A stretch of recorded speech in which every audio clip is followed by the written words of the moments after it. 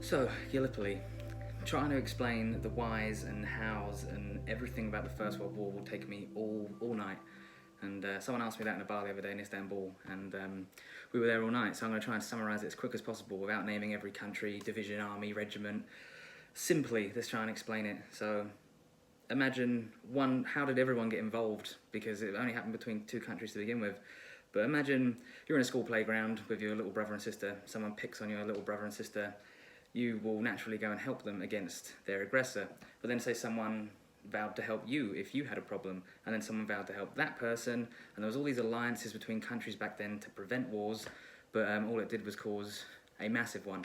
And so it was just one by one, people allying with certain people. For example, England had no problem with Austria-Hungary, but we were allies with France, and France was allies with Serbia, and Serbia, it's ridiculous how this whole thing started, but you can watch so many great videos on YouTube about that and why it started, but my whole point is why Australia and New Zealand were there in the first place. They were fighting for the British Commonwealth. And why was it in Turkey? Well, I'll use this little map to explain why. So, we're in Turkey now. Turkey decided to ally with the German side, though they remained neutral. They didn't want to get involved in any fighting. But what's important as well to note is that Russia was on our side at the time. The world has changed, hasn't it? But, so, two German battleships, which led to this whole thing kicking off, two German battleships escaped refuge, well, they sought refuge from British battleships attacking them in the Mediterranean Sea near Greece. They went up the Dardanelles Strait, which is heavily mined, heavily gunned, soldiers everywhere, guns on both sides flanking you. You can't sail up there unless you're allowed, even today. But they sailed up into Istanbul, into the Bosphorus Strait. This is such an important piece of sea. Everything, even today, from Ukraine, Russia, has to come through here with the blessing of Turkey. But two ships decided to come up here into Russia. Those two German ships, they were given Ottoman flags, Ottoman colours, Ottoman names, and they decided to attack the Russian Black Sea Fleet. And we were allies with Russia, so it all kicked off. Therefore, we needed to take this area. We wanted it. So British battleships sailed up here up the Dardanelles Strait and were immediately sunk by mines. Couldn't take it. It was impossible. So they decided to have a landing instead. So further south, near Cape Helles, is where the British troops landed.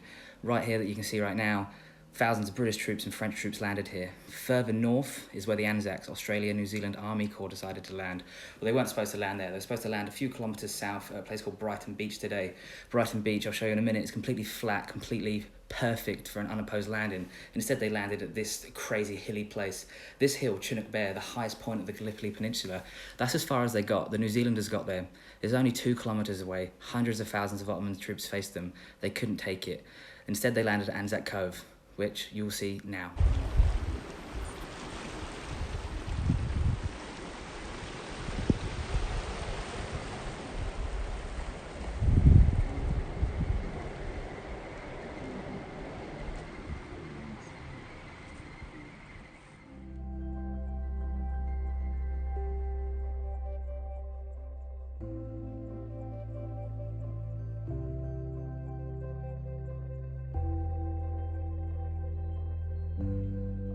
Had just 200 bullets. So Turkish soldiers, they finished their ammunition, and in 30 minutes, ANZACs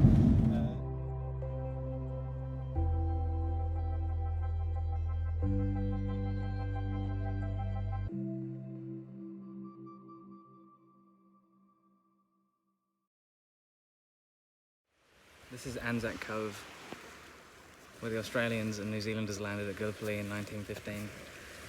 It's surreal. He's standing here. There's a fucking, you probably can't see it, there's a sunken battleship over there. But actually it's an evacuation ship. But, the terrain they faced, like coming up that fucking hill. That's fucked. It's the wrong landing spot actually, they're meant to land somewhere else. Flat and lovely, not this hell.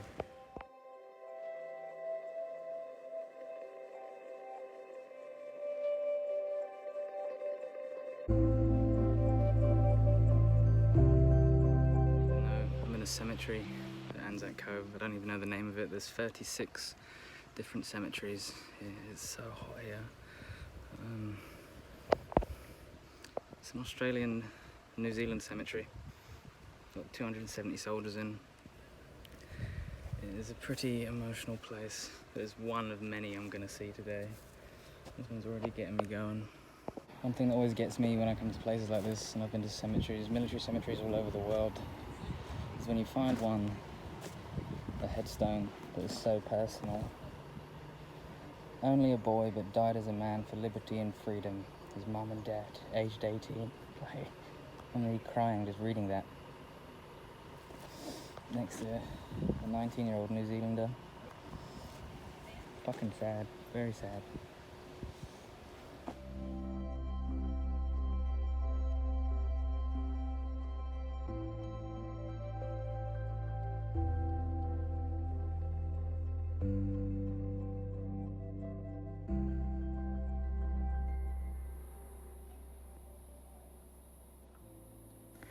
This is a memorial quote from General Ataturk, the commander of the Ottoman forces during the war.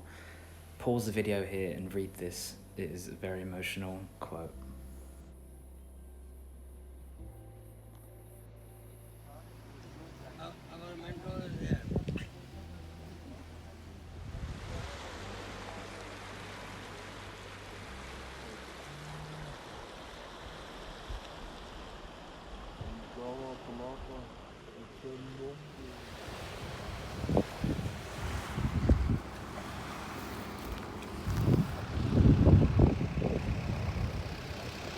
See behind me how steep hitting this beach was. Like trying to climb up with a Lee Enfield fucking bolt action rifle up there, up this fucking hill, up to that, with Ottoman machine gun fire, shells raining down on you, four in the fucking wall. My god, I just nearly became another casualty and fell down the hill. This place is unbelievable. It's also beautiful, which is even sadder.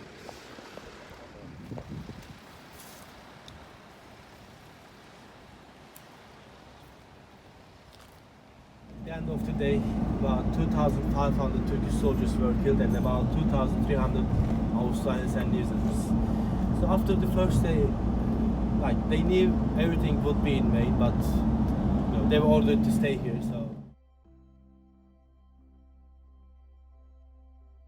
Rodolfo Garcia. This is the spot where they I'm in the middle of no man's land. There's a road in the middle of no man's land, but this is where they stopped and had an armistice and helped collect each other's dead, which is mad. I've seen it on TV and now I'm actually here. Now it's a road. Classic to build a road for historic sites. But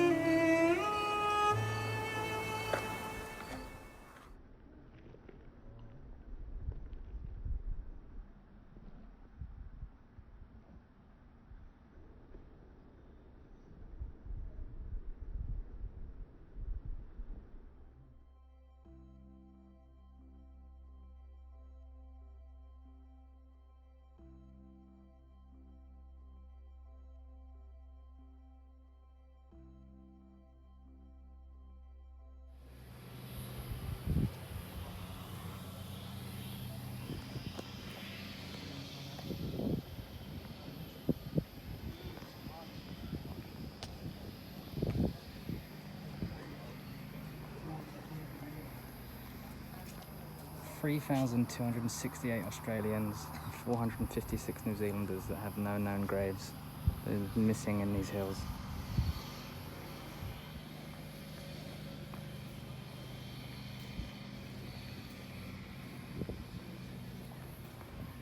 Crazy.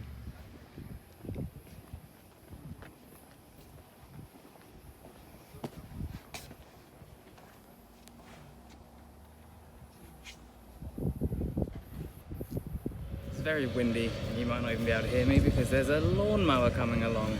Fantastic. Oh well, I'll give it a minute. Oh, he's going, he's blowing dust all over my face. I'm at Lone Pine Cemetery, which is the famous place for the Australians, more Australians than anyone else. Over there, on that ridge, was the trenches of the Australians. And right there was the trenches of the Turkish forces. They were right next to each other. And now I'm in no man's land. They're all buried. It's not the real Lone Pine, but it's a symbolic Lone Pine. This mad Lone Pine Cemetery, I've read about it, heard about it. Now I'm standing here in the middle of this fighting. They had an armistice here as well. Actually, where I was earlier, the armistice was over a lot of places, but they only had one in the whole battle. It lasted 9 hours. They helped collect each other's dead and bury them. But after that, within 5 hours of resuming fighting, 6,000 people were killed here.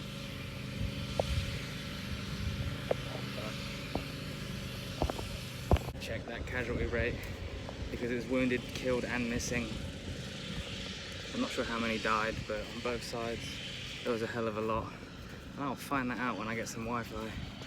But this is surreal. I keep saying that word, but standing in where thousands died, this ground is soaked with the blood of Turks, Australians and New Zealanders, thousands of them, from villages. I've been all over Australia and New Zealand, lived all over the place there, and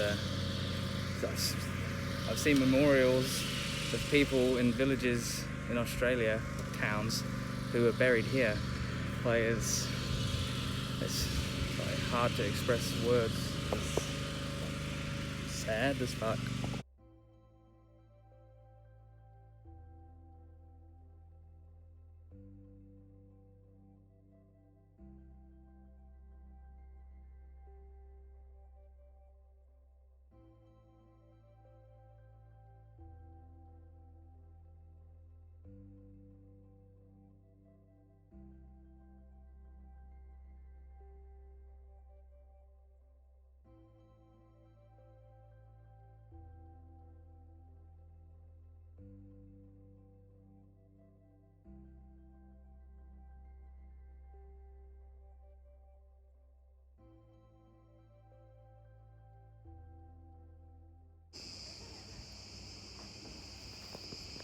I just read on a memorial that 36,000 Commonwealth troops died here.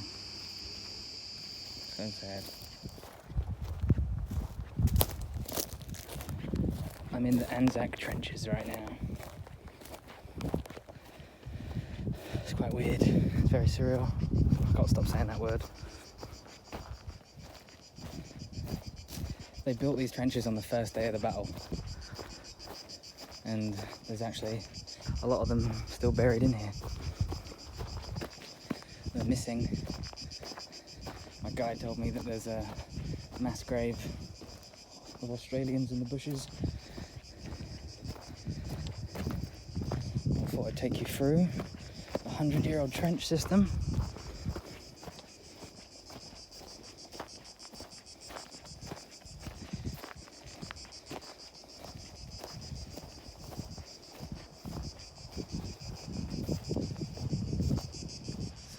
Well, that's an Australian tunnel behind me that went back to Anzac Cove, but everybody hears about how close people were fighting in the trenches on the Western Front, the Somme, Passchendaele and here, but let me just show you how close it really is.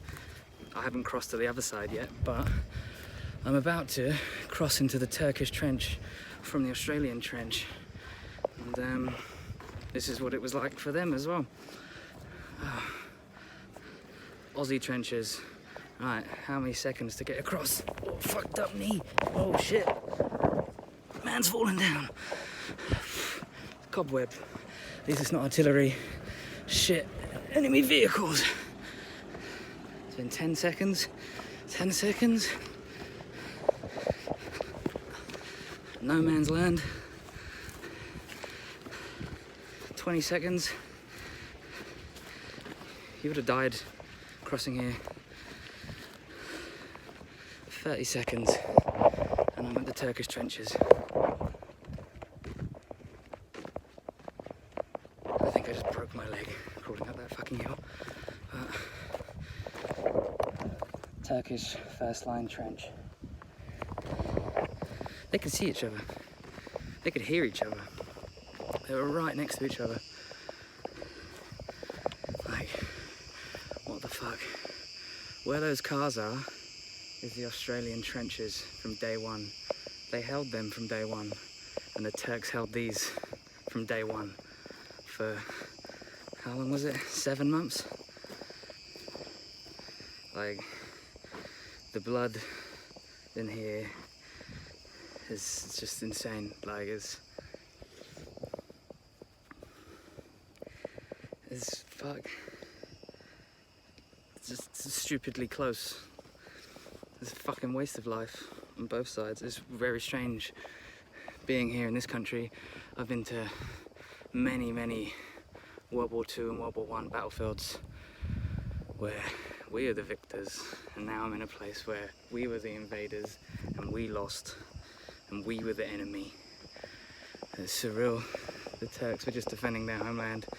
The Aussies and Kiwis didn't have a fucking clue where they were. They were sent to fight the Germans, not Muslims. They didn't even know anything about them. This is just mad. I'm walking on graves. It's full of them still. This is where those 4,000 missing soldiers are.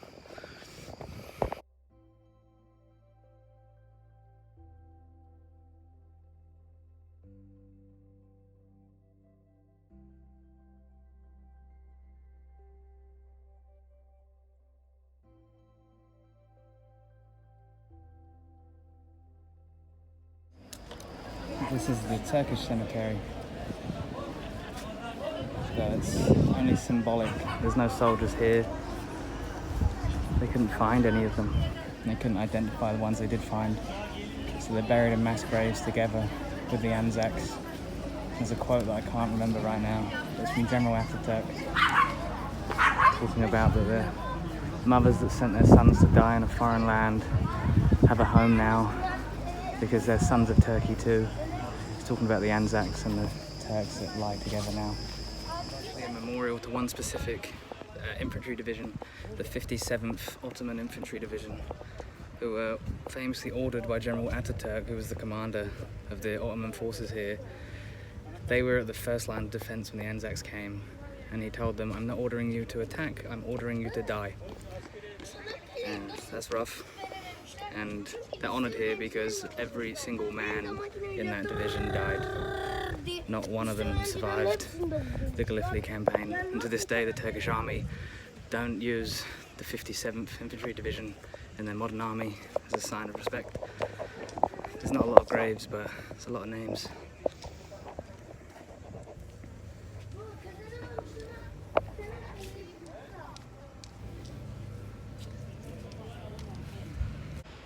Appropriately named. Lovely view. Lovely place to die.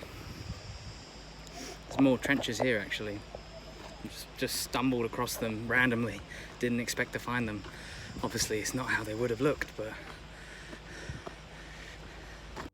this is where they fought and died.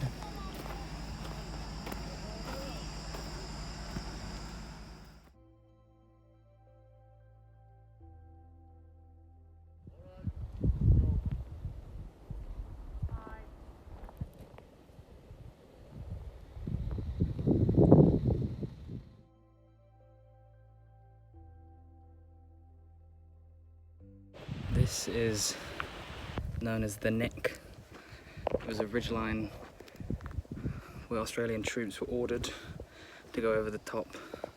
4 waves of 150 men each through these trenches. Having a tough time getting out of these trenches, not as bad as them. Each wave was sent over at 4:30 in the morning.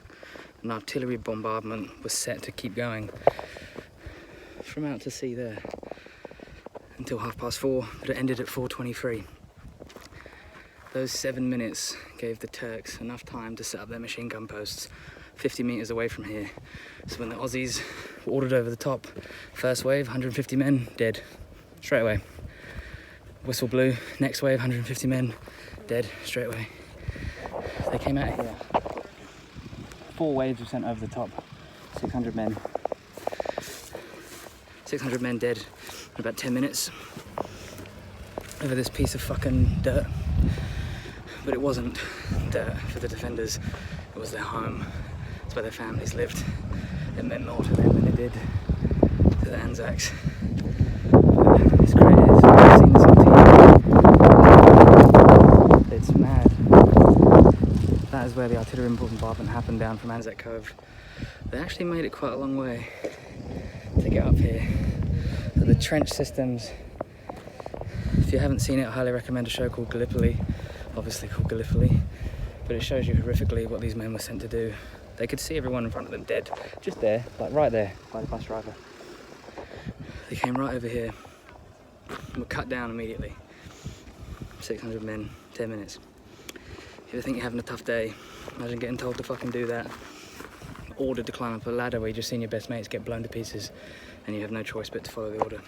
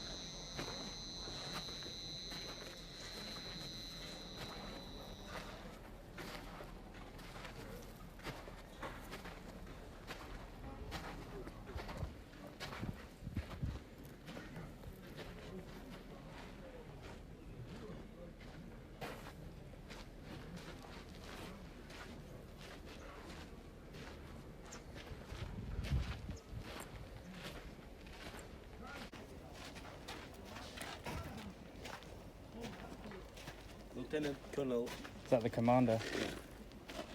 killed by friendly fire. These are the Maoris.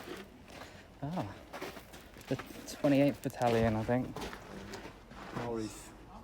Only got 10 minutes in this spot. I'm at Chunuk, Bair, the most famous place in New Zealand military history. It is the highest point on the Gallipoli Peninsula.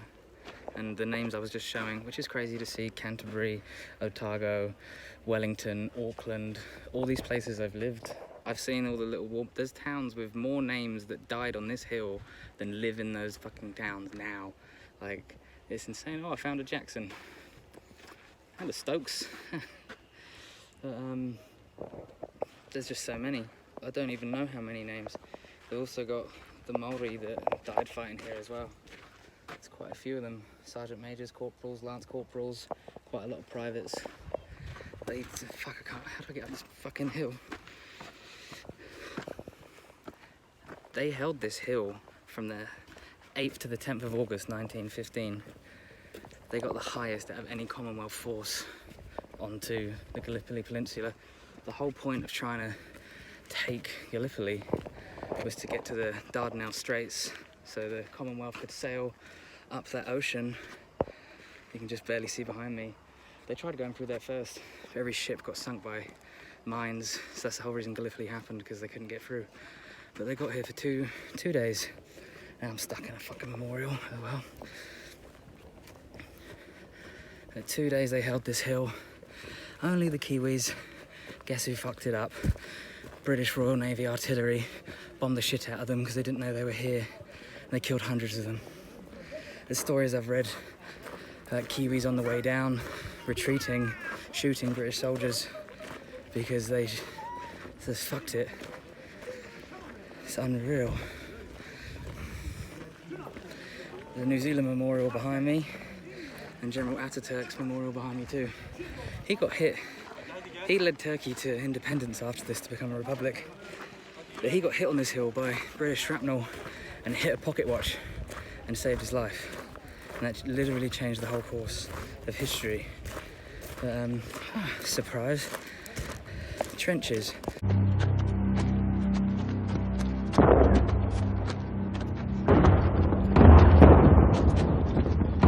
Jesus. The Navy's getting stuck into him.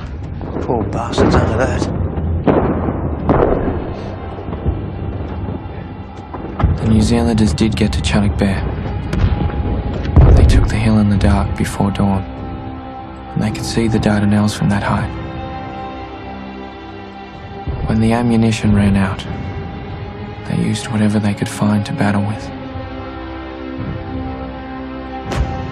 After nearly 4 months of the campaign, it had come down to this.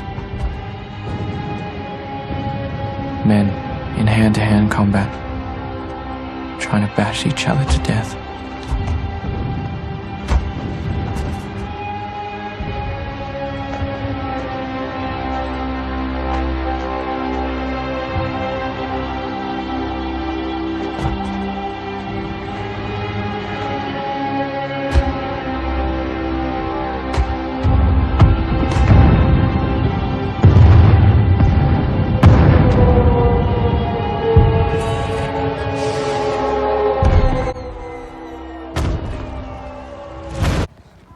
These are the Turkish trenches that the Kiwis and Maori came up. I don't know what the fuck that noise is, but they got up here, man. Like, they held this position.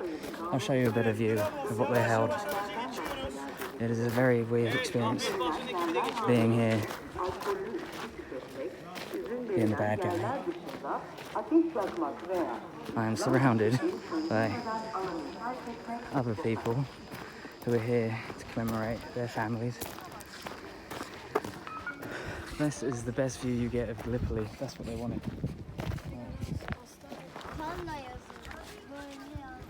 In honour of the soldiers of the New Zealand Expeditionary Force, 8th of August 1915.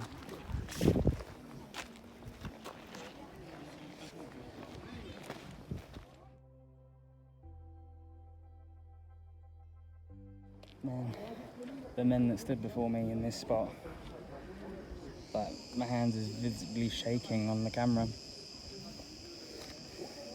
They didn't look like this, they've been preserved, but this is where hundreds and hundreds of men died. It's, very, very, very surreal. I said it again.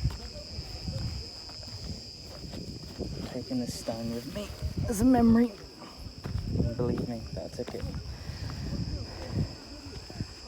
It's, I'm gonna say it again, surreal. The combat here I think there was 800 New Zealand names on that hill that died in 2 days. And up here it was hand fighting, bayonets, fucking biting each other, rocks, anything you could find. Look at the terrain. They're just picking up rocks, caving each other's fucking heads in. Oh, it's just horrible. But Victoria Cross was one here from a Kiwi who, when the British started bombarding, there was no communication lines. You can't really see it now, but he ran from Chunuk Bair. Can you see the ocean in the background? Not really, but it's about 2 kilometers away. But he ran through the thick of the battle with a fucking telephone wire to stop the bombardment, and it stopped, but it was already too late. The Turks had already reassembled and retaken the hill, and the Commonwealth forces never took this point again. They held it for 2 days, that was it. And they lost, and ultimately losing this hill meant they lost the campaign. And altogether, I think my tour guide just told me it was estimated that there was 60,000 Commonwealth troops dead and 80,000 Turks, but the missing is 400,000 people died and are missing in these hills. Nearly 500,000 people, and the whole area is only a few square kilometers. It's fucking mad.